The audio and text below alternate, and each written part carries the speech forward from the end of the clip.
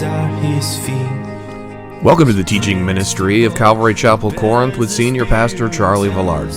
We're an expositional teaching church with a mission to comfort those in any affliction with the comfort in which we ourselves have been comforted by God. We're glad to have you join us today, so let's open up our Bibles and begin our verse-by-verse study in God's Word.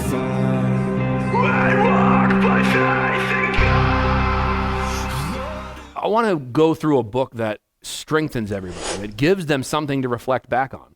Because, the purpose of memorizing Scripture is so that God can use it to speak to you, and in times of difficulty, you can use it, and to bring it up and speak to your own heart with it, and speak to your own soul with it, and speak it to others.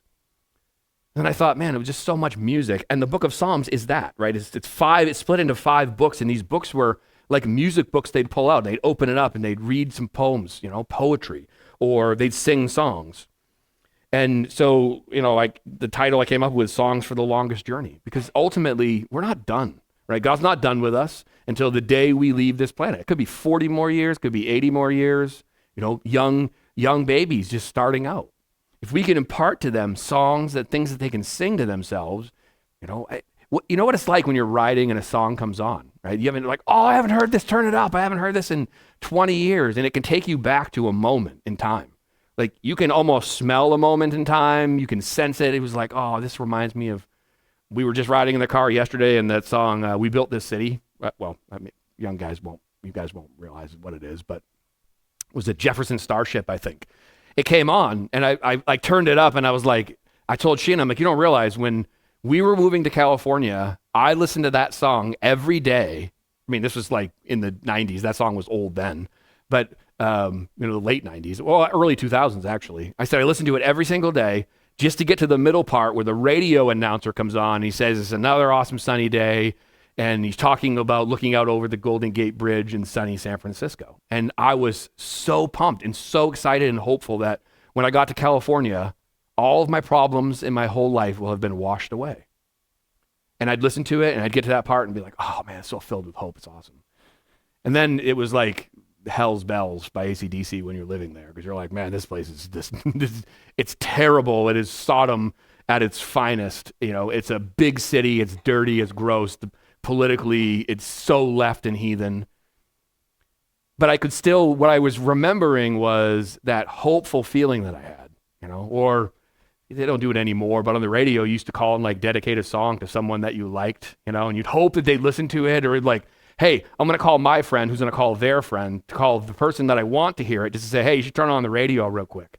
It's a way of dedicating something, and then you hear a song.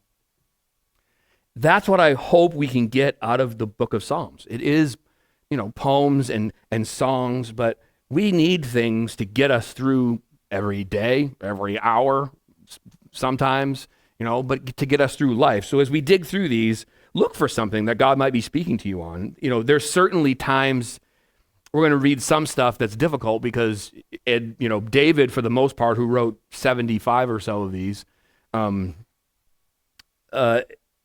he's speaking in desperation. We might not be in it at this moment, but there are times where we're going to need that, where dread sets in, or fear, or something's happening. So the idea behind this is, I want to strengthen the church body that God has provided, even if, everything here can be used as an evangelistic tool, right? And people can come to Christ through this, but I get it is probably a bit different doing this instead of going through the book of Mark. And I'm just going to not speak out beforehand and say where I think we're going to go next. I'll just surprise you when God tells me where we're going to go instead of my whole plan. Because I said it to Sheena, I had outlined a whole row of events. Was like, we'll go to Mark, who's in Rome, then we'll go to the book of Romans, and we'll introduce Paul, and then we'll go back to, maybe we'll go to the book of Acts, or we'll run through all of Paul's letters, and this whole thing that gets us through the Bible. God was like, nah, that's not what we're going to do. So, Psalm 1. The way of the righteous and the end of the ungodly is the title of this one in my Bible. But we're going to be in book 1. It'll take us a while to get through these Psalms, I think, but chapter 1, Psalm 1, verse 1. Blessed is the man who walks not in the counsel of the ungodly, nor stands in the path of sinners, nor sits in the seat of the scornful, but his delight is in the law of the Lord. And in his law he meditates day and night. He shall be planted like a tree, or he shall be like a tree planted by the rivers of water that bring forth fruit in its season, whose leaf also shall not wither, and whatever he does shall prosper. The ungodly are not so, but are like the chaff which the wind drives away. Therefore the ungodly shall not stand in judgment, nor sinners in the congregation of the righteous. For the Lord knows the way of the righteous, but the way of the ungodly shall perish. So Psalm 1, the writer is giving this compare and contrast thing, right? Let's look at two ways, walking in with the godly, and then what it's like to walk with the ungodly. And he says blessed, happy. I've said it before, I can't stand that word happy. It's really like a feeling, it's joy.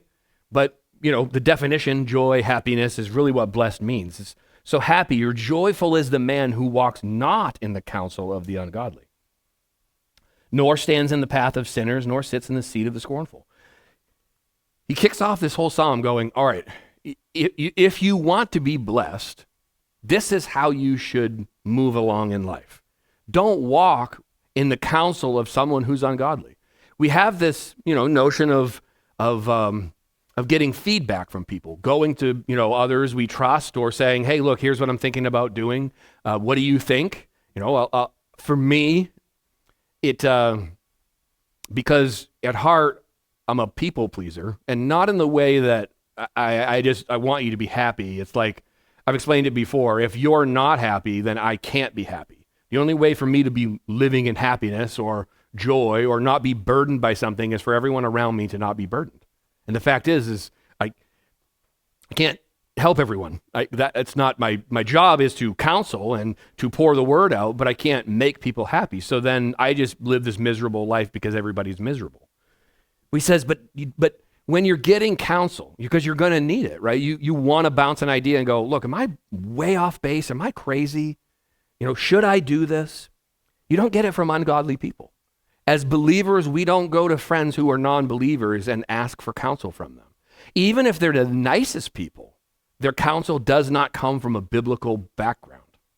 Their counsel comes from worldly wisdom or experience or college, education or psychology. Not that those things are bad things, right? But if you're going to ask somebody what you should do and you're pursuing and seeking God, you should seek godly wisdom to say, hey, can you pray for me and see what you think about this? Is this where God's really leading me? I'm not sure. I've put that like golden fleece out there and I'm hoping that I'll get a sign, but I haven't yet. I don't really know. You get counsel from godly people, not the ungodly. It's okay to not ask your friend who's not a believer, and as much as you love them, for their advice. They might be offended. They probably will be. Like, why didn't you ask me for my advice? I mean, you can just be honest and be like, well, you're ungodly, so why would I want your advice? Or you could just say like, oh, hey, I got some counsel from, my pastor or, my mom or whatever. But, ultimately they take it offensively because they probably love you and want to impart wisdom to you, but they're imparting ungodly wisdom. So he says, don't walk in the counsel of the ungodly, nor stand in the path of sinners. Don't find yourself in a place living with sinners.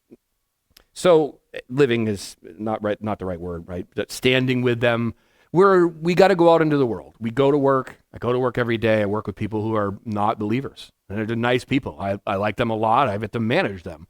That's okay, right? But I don't go live a life with them. I don't go hang out at a bar after. I don't go, as a manager, I don't hang out with anybody out of work anyway. But, I don't go hang out with anyone who is not a churchgoer for that matter. The hard part is if somebody came and was a believer, I probably would go hang out with them. I have to be careful of that, but I don't go and do the same things. When I think I was talking about this a few weeks ago, but living out in California for years, Thirsty Thursday was a thing. At the end of the day on Thursday, after a hard week going into a Friday at 4:00, we had a cube that had a bar in it. They'd pop open the top and there was, all kinds of drinks, and we would mix drinks or had a cooler little fridge and we'd have beers and we would sit as a group and talk and reflect on the week and just chill out. We'd go home, come in for Friday, or most of us would work from home on Friday. Well, we started going to church and I didn't want to do that anymore. It was just natural. I don't know. I don't really think I should be hanging out like that. So it was like, well, I don't want to just cut them off, but I'm not going to drink anymore. I'll just hang out with them and talk to them. They'd be like, oh, you're not drinking? I was like, no. And then I didn't really want to say anything at first. I was like, oh, my stomach's probably bugging. I'm good this week. And then next week would come along and they're like, yeah, you're not really hanging out and drinking anymore with us. It bothers them that I'm not partaking in the same thing. And so I, eventually was like, you know what? I've struggled, over the years with things and, just finding a different path in life. Started going to church and, got saved, and I don't really want to do that. And everybody's just like, oh, here's the holier than thou righteous guy. I'm like, no, you do what you want. I want to hang out with you and want to talk, but I don't want to partake in that. And eventually I actually just stopped hanging out because it's weird. It's awkward, right? I would just work and be like, nah, I'm real busy. Or I started working from home and then I wasn't there. If we continue in that, the draw back to it is a lot more difficult. So he says, don't do that. And don't sit in the seat of the scornful. You know what it's like to sit with somebody who's just bitter and scorned? It's contagious. Murmuring is an addictive thing, right? Being scornful, being bitter, being angry, all those things. Anger was really what God saved me from, right? Instantly, my anger was just gone. And that came through forgiveness, and understanding I'd gotten forgiven for a whole lifetime of stuff. And then I would start to forgive other people and I wouldn't be angry and I wouldn't be so bitter. And then I found hanging out with people that were still angry and bitter would be problematic, because when they were getting that way, it would draw back stuff for me too. Like, yeah, you know what? You're right. I'm still angry about that. It's like, oh, you've forgiven that. Why even doing that?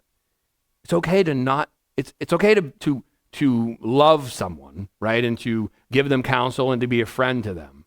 But bitter and scornful people are not people you want to hang with, because it's just a natural way that the enemy works, is to let that and be imparted to you and then take it along. And it kills the joy. That's what he's saying, right? Blessed is the man who does not do these things, because it kills joy. But his delight is in the law of the Lord. And his law, he meditates day and night. This one baffled me when I first read it. When it was that I first read it. I'm like, the law, the 10 Commandments. Think about the 10 Commandments all day long and that brings like delight? I don't think so. All I was thinking about the things that I wanted to do that I couldn't do. And then I was listening to a teaching, maybe Charles Stanley, or Chuck Swindoll, one of the Charleses, Pastor Chuck Smith. This whole book is God's law, right? It's not just the 10 Commandments that he's talking about. He's talking about delighting in God's word. Blessed is the person who goes at this wanting to hear from the Lord, not reading it begrudgingly, like, oh, I got to wake up at 7 so I can get through my 1 year. I mean, that kind of sort of attitude is just going to burn you out, right? You want to go at the 1 year because you want to hear from the Lord. Like, hey, look, I'm purposing to read through the Bible in 1 year. Oh, that's awesome. Everyone should get through this book multiple times. But that whole, like, I got to do this, right? Like, oh, no, I can't come over tonight. I got to go teach tomorrow at church. Oh, man, I don't gotta. I get to. I get to open up God's word and read it and explain it, hopefully in a way that makes sense. But there is an excitement when I started reading this book. It was like God was answering all these questions, and it's just like drinking water from a fire hose. And then as you walk with counsel of the ungodly and you sit with scornful people, you don't have the same sort of attack that you go into this book with. You're like, oh, I'll read it today.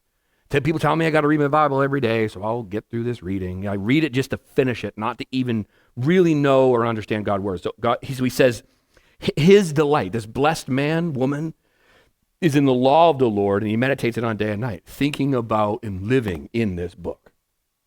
There's a reward for doing that. He shall be like a tree planted by the rivers of water. Look at trees by rivers, and then come look at my grass in like another 3 weeks. The ground's so dry, my grass dies because it was all weeds to begin with, and the moss that was there just looks like grass, but it's not. But then if there was a river running through there and you look at the trees, I mean, they grow like crazy, they bloom early, they last long. That's what we should be, like trees planted by water, that we're being fed constantly. And where is the source of it? It's not coming from the rainfall around us. It's coming up from the roots. That's how God designed the whole world to begin with. He says, whose leaf shall not wither, and whatever he does shall prosper. The ungodly are not so. So he's going to contrast what happens if we don't follow the first part of this psalm. They're like chaff, which the wind drives away. And you were with us when we did the book of Ruth. That when growing wheat, the straw grows in it. Looks like wheat, acts like wheat, behaves like wheat, doesn't taste like wheat, and is bitter and messed up, and it ruins wheat. But you can't go in and just cut it all out, or you'll ruin the wheat while it's growing. So at harvest time, they cut all of it. The difference is that it's like lighter than wheat. So they take all of these bundles and they would take a big threshing fork and they would throw it up in the air, and the wind would blow through and take all this chaff and throw it out.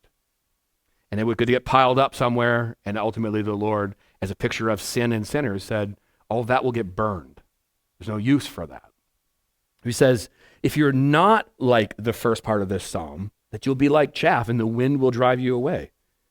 Have you ever even seen sometimes even a person you think is a believer, right? You get to know them and you're like, man, I thought they're probably like stronger Christian than I thought to begin with. And you see them, they just, everything that comes along, a bad day, they're just questioning God and questioning everything is, they're just, and then like the next day things are going well and they're like, oh, God's awesome. Bless you. God's awesome. I love him. I can't wait to go to church. And then, something bad happens and then they're like, oh, God's forsaken me.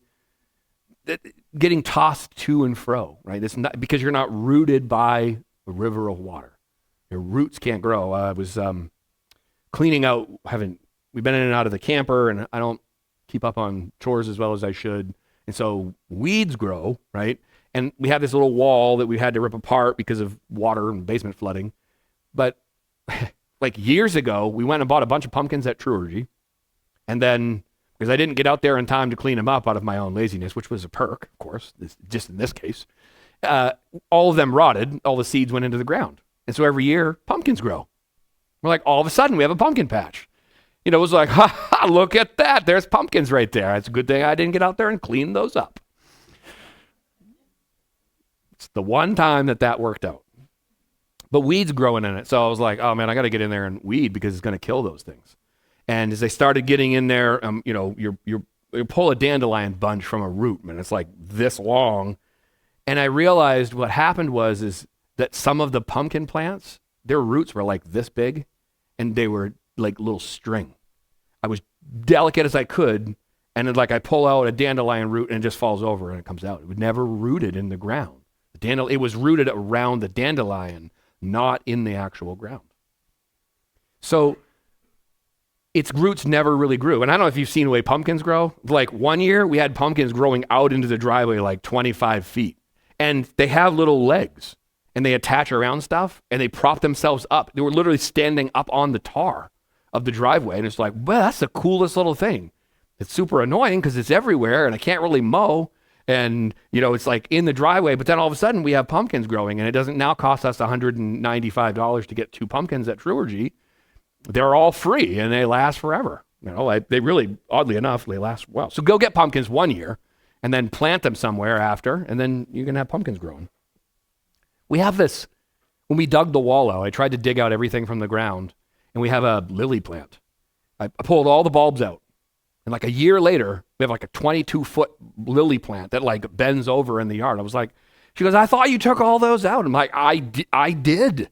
I have no idea where that thing came from. It's the coolest plant. I mean, you have to literally prop this thing up, but it was rooted so well that I somehow missed it. And now just every year we have like stargazer lily type flowers that grow, and she goes and cuts them and brings them in. And house smells like flowers. I assume I can't smell anything right now, but rooted. If you're not rooted, you end up like chaff. You'll be so light and airy. You'll look like a Christian. You may act like a Christian, and you may talk the Christian talk. But when the wind comes along, it's going to blow you over. It's like the Lord Jesus said, right? If you don't build your house on rock, you build your house on sand, eventually it will crumble down around you. Therefore, in verse 5, the ungodly shall not stand in judgment, nor the sinners in the congregation of the righteous. He said these people won't be with you. They're not going. In the end, we should love people for their soul, right? I had this best friend. David and Jonathan, brother. and he was a Jehovah's Witness. And he had left the church, he was in his late teens, early 20s. And, it's like you split me in half. That's the way he was, Mark. I love this man probably more than, next to anyone I've ever loved in my entire life. And, we spent many years as non-believers together. And then I started going to church, started changing, and we would talk about these things. He was open to it. He knew this Bible from a Jehovah's Witness perspective. But we would talk about these things, and we would move along in life. And it became to the point where I was like, I love you so much, I don't want to go to heaven and have you not there. I want you to be there too. We've spent this life together, and you've made my life infinitely better. You've helped me grow up. You taught me how to not just be angry and say things, but to be methodical and think through things and to respond to people in a way that would not just make them mad, but provoke them to think. Made me a better person. And we would talk about all this stuff, and finally, we moved, and it was hard, but we'd play video games together. We'd get together every week. I'd call him. We'd tell him about all these things. And he had really bad health struggles. He had broken his back when he was younger. If you hang out long enough, I'll tell you stories about him, and no doubt. He was a severe diabetic, and if I explained some of the things that he would eat, you'd be like, wow, there's no kidding that was the case. And he'd be like, I'm going to die drinking a Dr. Pepper. And I'd be like, it was worth it. I'm like, no, dude, I want you here, man. I want to live life together with you. He was there for us in our hardest struggles and us for him. And, he went through some health battles, and we bought him a Bible. And I'm like, hey, if I buy you a Bible and I send it to you, would you read the Bible with me and look at it in comparison to your Jehovah's Witness Bible? And he's like, yeah. We did it once. Because he didn't get this, I don't understand why I have to see Jesus Christ as God. I'm like, because he is. And anything less is not Christian. And we opened up the Bible, and we went to a couple places. We went to John, we went to Colossians, and we talked about some stuff, and he's like, I see it. My Bible doesn't say the same thing. Why would millions of people in a Jehovah's Witness make their own Bible? I'm like, maybe because they're trying to deal with lies. And he got really sick after that. And we had some great conversations. I witnessed to this guy so many times, and he went into the hospital, and he would not leave the hospital. He called one day, and he said, I'm going to get out of this hospital. I'm going to be better. And he's like, can I move to Maine with you? Can I come live with you? And I said, absolutely. But you can't come here to die. I can't have you come to my house just to die on me. He's like, no, I want to live. Oh, something happened in the hospital. And he's like, and I know it. He's like, I woke up and I don't want to die, but I'm going to get out of here. I'm going to be better. I'm like, then great, let's do it. 2 days later, or a day later, I got another call from him, and it was not the same person. I'm like, hey, what's going on? Is the doctor around? And he's like, no, I'm good. I was like, did you have another stroke? And he's like, nope, they said it's fine. I'm going to be better. I'm going to get out of it. And I'm like, hey, you don't sound like you. I said, I just want to tell you how much I love you, man. And he's like, I want you to come here. I want you to be here. And he's like, I'm going to get out of here. I'm going to do it. And a day later, I got a text that he died.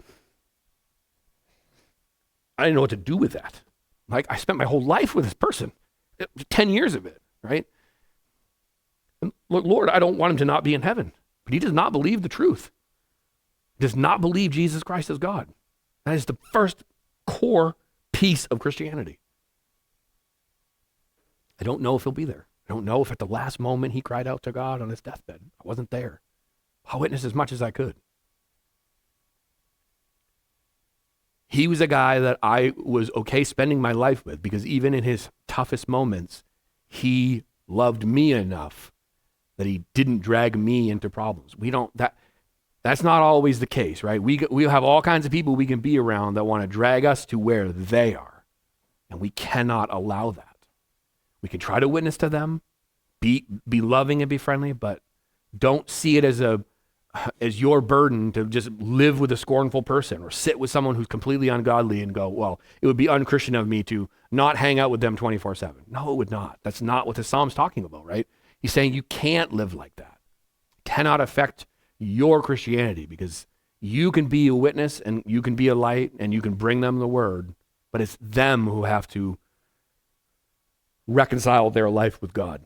And he says, because in the end, those ungodly people, they will not be with it. And 6, for the Lord knows the way of the righteous, but the way of the ungodly, what? Shall perish. This is a truth right here in Psalm 1. That if you do not know Christ at the end of this life, you will perish. When people go, that's no problem. I have no problem. I'll just burn up and be nothing again. No, that's not what he's saying. There's a place that God puts those people. Everyone will stand before God. Let's try to get through Psalm 2. Why do the nations rage in verse 1? And the people plot a vain thing.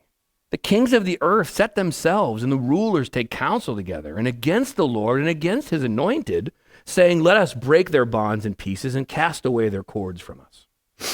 He who sits in the heavens shall laugh. The Lord shall hold them in derision. Then he shall speak to them in his wrath, and distress them in his deep displeasure. Yet I have set my king. I hope your king is capitalized. On my holy hill of Zion, I will declare the decree. The Lord has said to me, you are my son. Today I have begotten you. Ask of me, and I will give you the nations for your inheritance, and the ends of the earth for your possession. You shall break them with a rod of iron. You shall dash them to pieces like a potter's vessel. Now, therefore, be wise, O kings. Be instructed, you judges of the earth. Serve the Lord with fear and rejoice with trembling. Kiss the Son, lest he be angry, and you perish in the way, when his wrath is kindled but a little. Blessed are those who put their trust in him. So this writer of the psalm, right? It's not one whole story. We're going to jump subjects. But this writer, he's actually talking about the coming Messiah, the coming king. This prophecy, thousands of years at this point, a couple at least, before the Lord would even come. He says, why do the nations rage and the people plot a vain thing? He's like, why when I look around at the world, is the government working against God? Why are the people working against God? People go, oh, we're not working against your God. We just want to live in a place where there is no God. Secular humanism, right? That's the world's religion today. Nothing. That human is their religion, and it's not a godly thing, right? So they are working against God because they're removing God. They've been doing it for the past 80 years. Remove the Bible from school, stop teaching the kids the Bible, remove the legal hold on abortion, allow abortions to continue. Let's rearrange and redefine marriage. They've been working against God since the beginning. It didn't just start here. It started here in this nation. If you look at Rome's history, they were doing the same thing. It says, so why do they do that? Why are they fighting against you, Lord? The kings of the earth set themselves, and the rulers take counsel together. They plot. They get together and plot how to remove God from things. If you don't think that's happening in the government, it absolutely 100% is.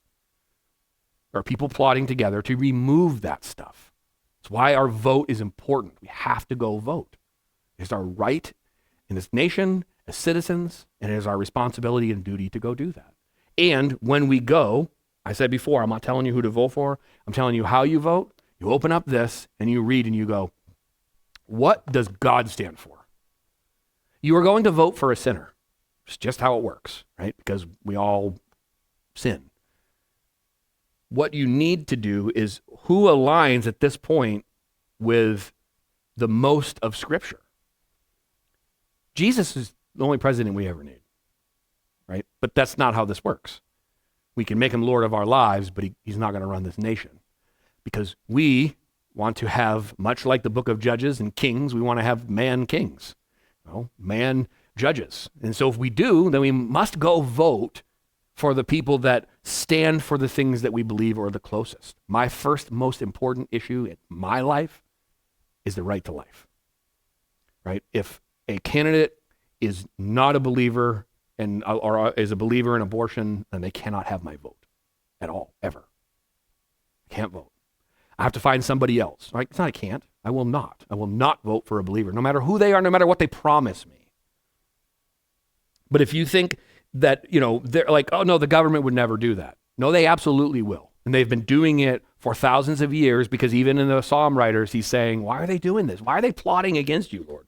I don't understand it. And the end of verse 2, he says, against the Lord and against his anointed.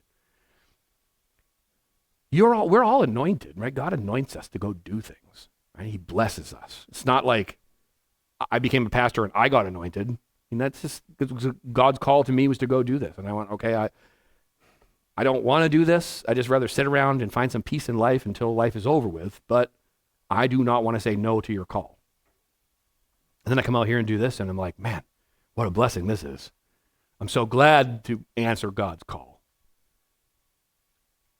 But you're all that way too, right? You come here and God works in He anoints you with oil. We anoint you with oil, however it might happen, right? God works and He pours His Spirit out on you. They're working against you and me. He says 3, let us break their bonds in pieces and cast away their cords from us. They don't want us around. If Christians would disappear, life would be better. That is their thought. Whether they say it or not, doesn't really matter. When your kid says, I didn't do that, but you know they did, what are they doing? Lying. They're not going to tell you that that's their plan. And, most of the people probably don't even realize that is their plan, because they're being used by the devil. They're unwitting tools. Much like that book, the spiritual marriage book chapter will be. They're unwitting tools of the enemy. The enemy wants to get rid of all Christians and have the world live in a human secular place. Because where there is no God, he's in control. They're slaves. 4, he who sits in the heavens shall what? Laugh. I love this picture. I think Christians, no doubt, me as a non-believer, and even in my early years, I thought God sits in heaven going, what do I do now? Pacing back and forth like, oh no, this has happened. What do I do? I don't know. The devil, he might have won something, so I've got to go figure out what to do. He sits on his throne and laughs. He's not concerned. When you're concerned that your house might burn down, are you sitting around laughing and joking? No, you're sitting around worried, going, what do I do to make sure this doesn't happen? He sits and he laughs because he knows the end already. The Lord shall hold them in derision. He shall hold them in mockery. One day they're going to stand before God and he's going to laugh and go, you think you had me? No, you were a slave to bondage. And 5, then he shall speak to them in his wrath and distress them in his deep displeasure.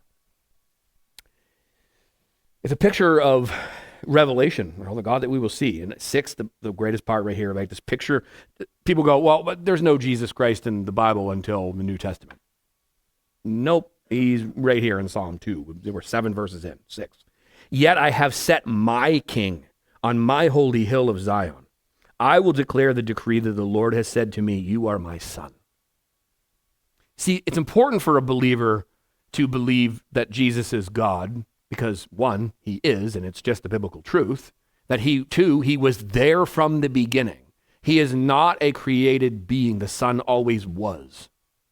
We'll flip to John 1 real fast, or I'll read it to you. You don't even have to flip it. Matthew, Mark, Luke, and John. I have to say them in my head every time because I can never remember where it is, which is sad.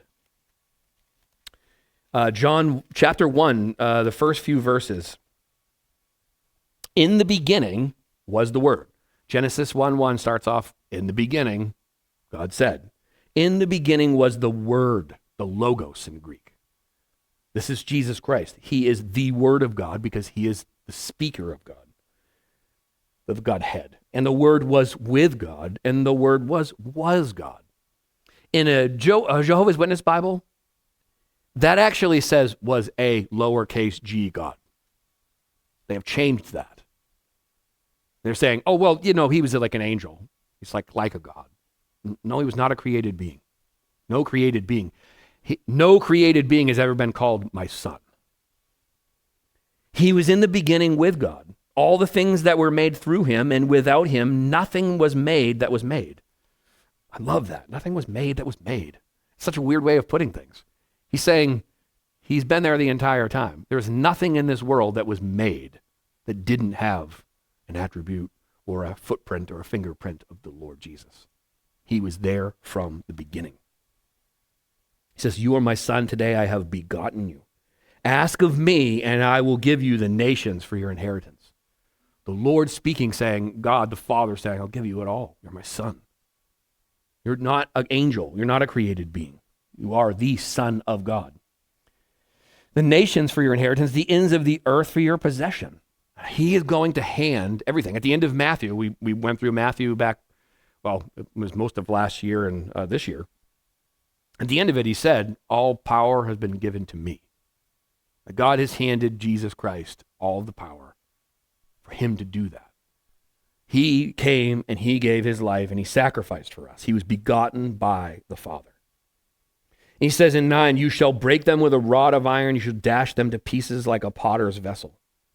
Those ungodly, they have an end and they have something waiting for them.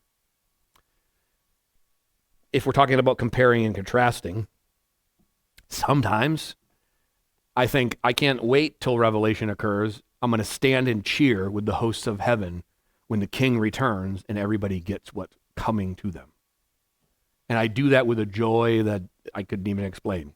Because I think of all the people who have hurt me in my life, and I can't wait for them to face Jesus Christ. But on the negative side, right? It's a wrong picture.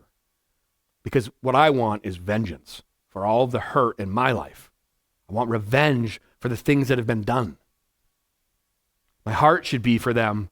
I want them to get saved because I don't want them to stand in the face of that kind of judgment because I got saved from it and I was equally as bad according to God, right? For all have sinned and fallen short of the glory of God. I'm no different than anybody else. Doesn't matter if I'm a pastor or I'm not a pastor, or I'm a manager or not a manager. Doesn't matter if I work slinging garbage bags or I'm the president of the United States. It does not matter. God is no respecter of persons and titles. I should want them to be saved so they don't have to stand there. My worst enemy in life. That's one of the people that I think about. I won't say who it is, but I think about them standing before God, and it brings me joy to think that they will stand in judgment because of the pain that they cause. And then you think about Mark, I just explained to you, right? Guy wouldn't hurt people. He loved people. Still not a believer, right? Still ungodly. And I love that guy's soul so much. I wanted him to go to heaven. I did not want him to face judgment. Like, no, man, I want to be with you in heaven and hanging out. Why could I love him that much, but not my enemy? That's what they face. And when we think about that, that's the kind of picture we should have. Like, man, I want you to get saved. I don't want you to face that king. Not in that way. Jesus Christ came in humility and love, but he'll come in judgment. 10, now therefore be wise, O kings. Be instructed, you judges of the earth. He's saying, hey, pay attention, folks. Even if you're a king on this earth or a judge, you are still accountable to God for all that you do. The president of the United States, sitting or non, still are accountable to God for the decisions that they make. 11, serve the Lord with fear and rejoice with trembling. Respect God and serve him and give back to him with those things. Fear and trembling, respect. Kiss the Son. Everybody's heard, you can be a non-believer and you heard of Judas's kiss, right? I didn't even know anything about the Bible and I knew what that meant, right? Because I knew who Jesus Christ was. I mean, I celebrated Christmas. I was taught as a kid that's what it was for, not a big fat jolly dude in a red suit.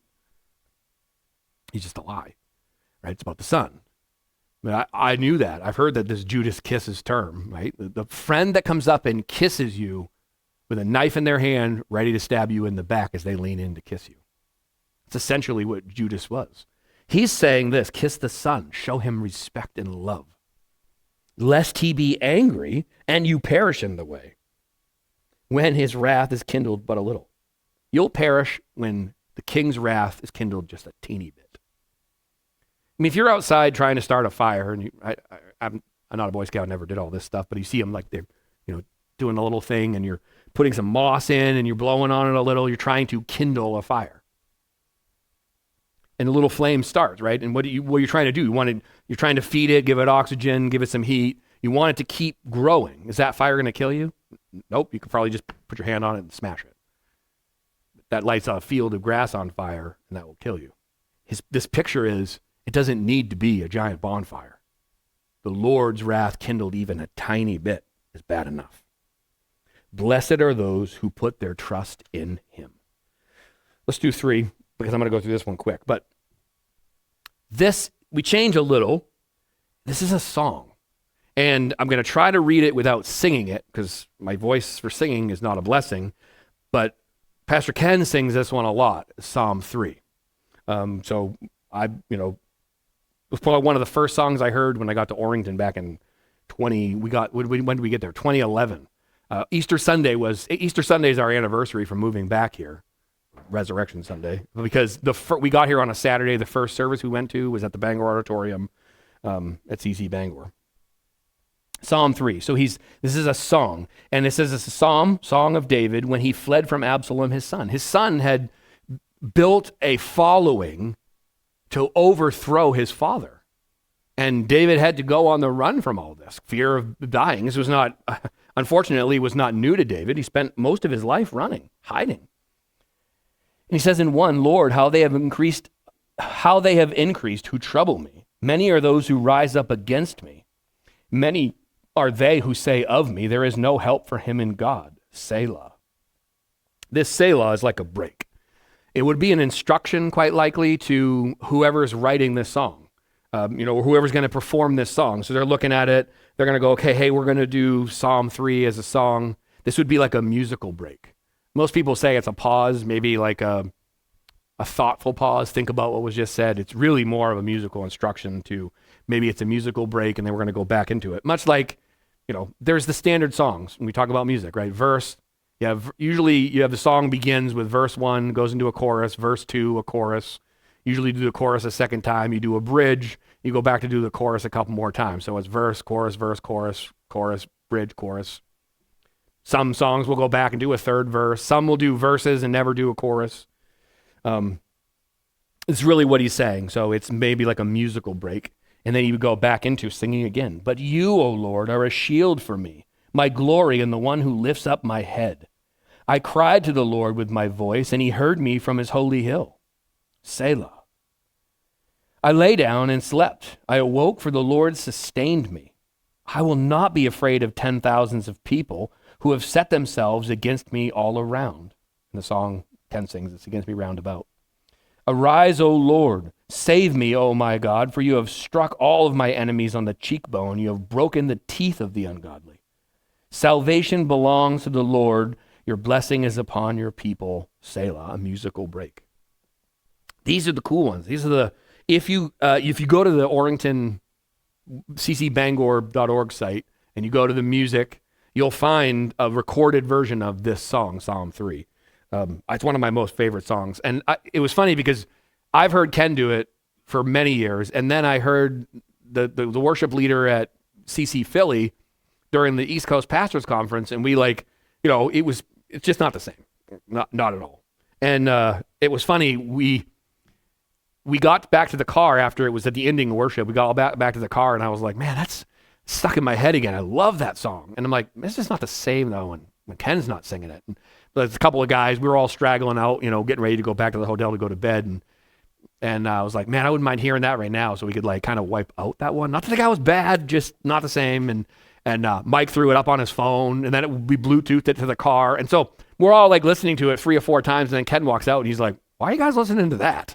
I was like, dude, it's not the same if you're not singing it. It's just, you have to be singing that song. He's like, oh, he was kind of humbled.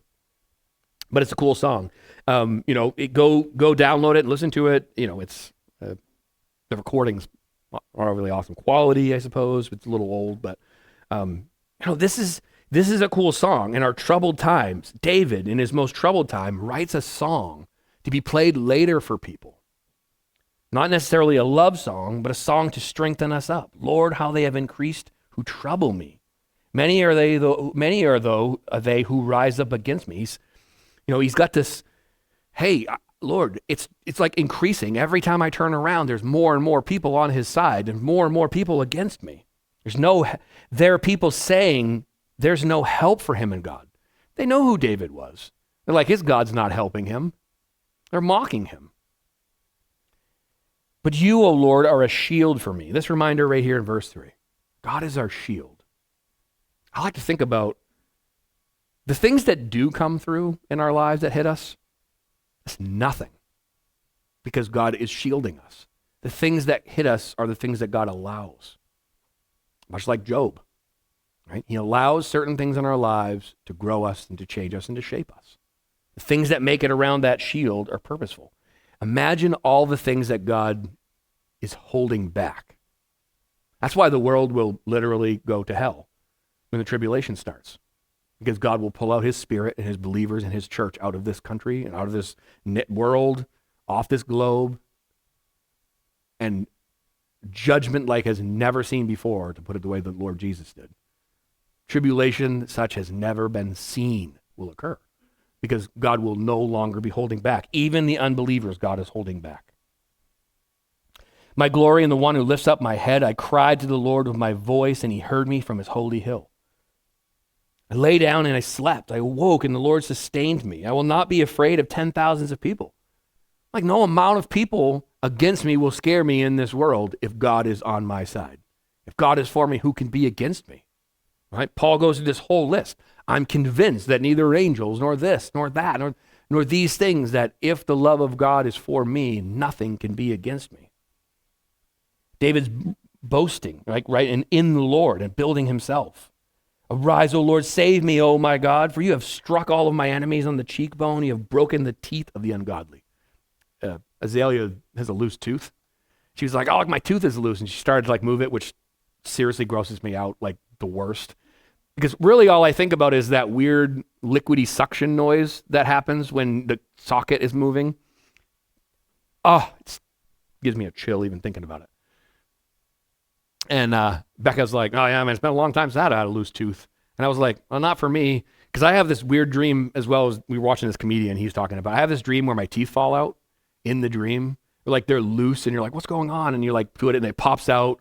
Or you wake up and they're in your mouth and you're sloshing them around. You're like, what's happening? It's like this weird nightmare, right? And you wake up and you're like, oh man, they're all still there. Thank God. You've broken the teeth of the ungodly. I was going to give anybody know what a curb stomp is? It's the most brutal thing you could possibly ever do to someone, but it's literally what I think about when it says you've broken the teeth of the ungodly. You literally beat someone, right, or they're sort of unconscious, and you find a curb, literal curb, and you open the person's mouth and you set their top teeth on the curb. And then you smash the back of their head with your foot, and it busts their mouth wide open. It was an old mafia thing. Mafia did it a lot. Yeah, that's brutal. I think of that, this broken, messed up teeth that are not out of the socket. Now they're broke. You're going to have to go get them fixed.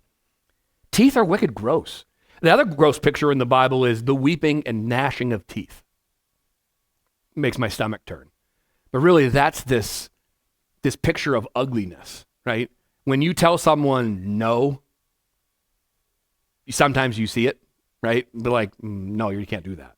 And there's this buildup, right? Little kids sometimes do it too. But, if you tell somebody no, sometimes you'll see this weird look. It's this disdain for you saying no to them. How could you? And you'll almost see it. Their lips will curl and their teeth will grit. That's what I think about, this weeping and gnashing of teeth that will occur. It's this, you can't tell me I can't go to heaven. Sort of going off on that one. But the teeth thing, I don't know. Teeth are weird. Take care of your teeth. You only get one set. Unless you're like me, which has gold all through the back, because I like to chew jawbreakers. And Fireballs are my favorite. And I don't chew them. I don't suck on them. I just chew them. Put it in and just immediately start chewing. And I've broken teeth here. By the time I was 17, I had 4 broken teeth, and I had amalgam fillings, 2 on here, 1 up here, 1 below. Now I have 2 gold teeth. I still got to get another one. Anyway, verse 8, salvation belongs to who? Us? No, the Lord. Your blessing is upon your people. I'm super blessed. I'm going to go in December on a Thursday night, and I get to share up at Maine Highlands. They're going to do the Calvary Chapel distinctives. And, it's the idea is, there's probably a lot of new people in the church. They're going to go over the distinctives, the book, which we have as a little bookshelf. We've put together, we're going to put books, and we have a lending library.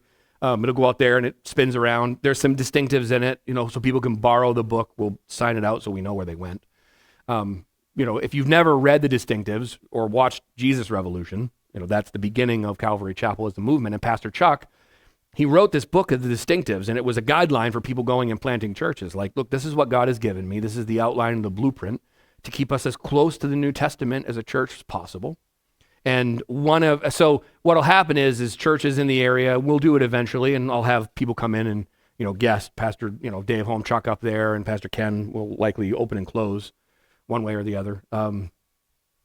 But they come in and they talk about what makes Calvary Chapel different than a different church. Why is it not a denomination? Because there's no big church government that we send money back to ultimately, but the Holmchucks, they're going to do a class, and and Dave was like, hey, I'd love to have you teach one. I'm super blessed to be able to go do it. And he's like, pick a chapter. And I read through it, and my first instinct was to pick the centrality of Jesus Christ. That one was already done. It's a cool chapter. Not quite what you'd think when you start reading it. But I was like, I'll pray on it. And I prayed and prayed and prayed, and I sensed the Lord going, do building the church God's way. I'm like, Lord, why would I even do that chapter? I don't know what I'm doing. I've only been doing this for like a year. I get it. I served in leadership at Bangor. I saw that whole thing. But who am I to be able to teach people that? I'm like, I can just teach them the chapter. And it reminded me, this last verse reminded me, that's the difference between the movement of Calvary Chapel and any other church. We're not here to go fish for people in a marketing way or do some program to try to draw people. There's no smoke and big fancy thing. There's no hype. We don't do that. We want people to come in, fellowship, study the Bible, hang out, find a church family, and battle together. And I was like, well, I get that, Lord, but it's the exact opposite of me. I have spent my life marketing myself because I didn't go to college. I had to work 10 times harder than the average person to get opportunities at a job, right? College opens the door. It's a great thing. It opens the door. It does teach you some stuff, but I had to go through sort of practical experience. I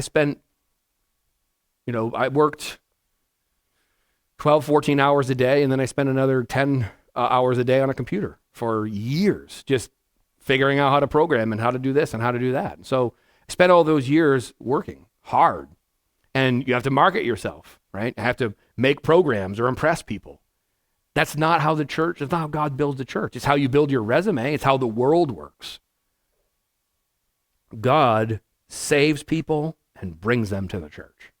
We put stuff on Facebook and we advertise. We want people to be in the know. But nor would you never see someone go, let's go, let's talk to somebody who's a marketing genius and get them to market the church and do this and build a program and go get people and do all that. No, it's not how it works. God saves people and brings them as he sees fit in the book of Acts. It's how you see it, all of the book of Acts. And God saved the people that day he saw necessary and brought them to the church and grew it. And so, when it was, I was reading through that sort of last verse and I'm like, man, that's really it. Like, I'll explain to everybody what the book says and I'll explain to them what I want to do. I want to do all the things I said don't do because that's naturally in me. Go do this, go do that, build a bigger sign, get a big neon thing out there, go knock on doors, go buy followers for YouTube and buy followers for Facebook. We didn't do any of that stuff.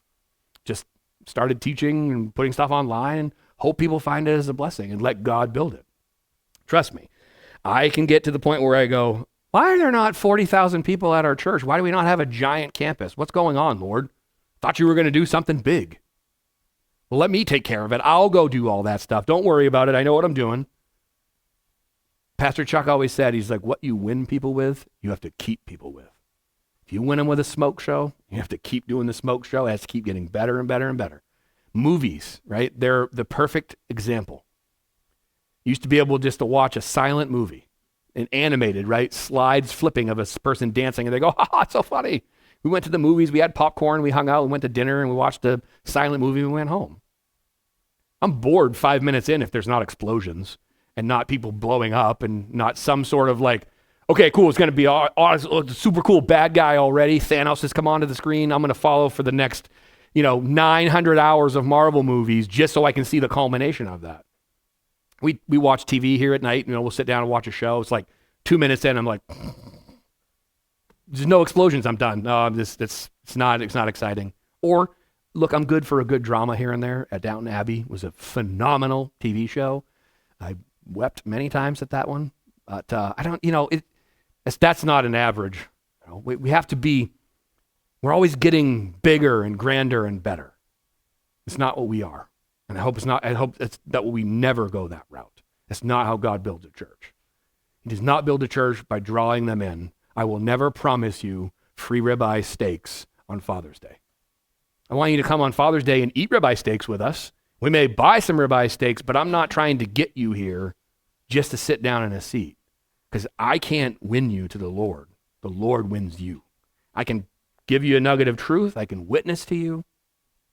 But if I won people, I'm not obviously that successful at it, because I didn't win any of you. You guys all wanted some church somewhere else, right? That's what people think. Like, well, how does this person win people? If he's winning people, it's fake. It'll go eventually. There'll be inch deep, mile wide Christians. I'd rather you guys be a mile deep and an inch wide.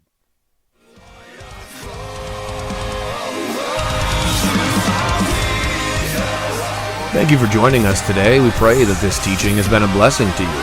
If you have any questions or would like to request prayer, you can visit us online at www.cccorinth.org. If you're local, come join us for a service at 125 School Road in Charleston, Maine. We want to remind you that the weapons of our warfare are not carnal, but mighty in God. Remain armored up, and until next time, grace and peace.